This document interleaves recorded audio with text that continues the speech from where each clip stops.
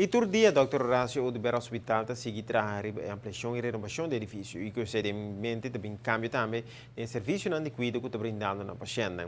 Um dos departamentos que está sendo avançado na grande é a secção de radiologia.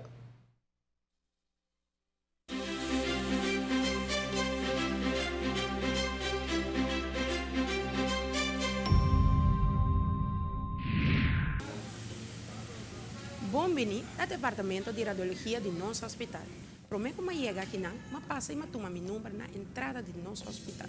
Mas bem que não, eu vou estar guardando meu ver. Vou imaginar que não, agora que está rosto. Pero normalmente, de luna, cuja biana, entre 7h30 e 3 da tarde, está cheio de pacientes. Diariamente, nós mira promédio de 175 pacientes. E anualmente, nós estamos assim 70.000 testes. Vamos para dentro e aqui que passa para trás da porta do departamento de radiologia. No momento que o entra no hospital, você toma número na e-book de informação, vale? Você clica no botão de radiologia e eventualmente tem gente não para assistir. Ora, você tem o número, você vai na sala de espera do nosso departamento para você ir onde nós locamos. Na loket, onde nós membros da administração lo processamos a aanvraag e o teste. É importante para você receber o zorgpas de AZV e se está hoop druk e você não tem tempo de guarda, você tem a possibilidade de trazer uma afspraak para sacar o portret. Nós podemos sacar röntgenfotos, CT scans, mamografia, o laboratório dirigido na kleedkamer, onde ele visava se você quita certo paia ou prenda.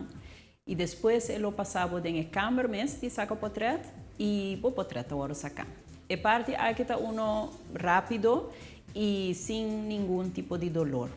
Ora, bocava, por vai bocas e o radiólogo mira o portret via nosso sistema digital e ele traz seu rapport, qual em menos de 2 dias lo vou mandar para o doutor de casa ou o especialista que a mandava.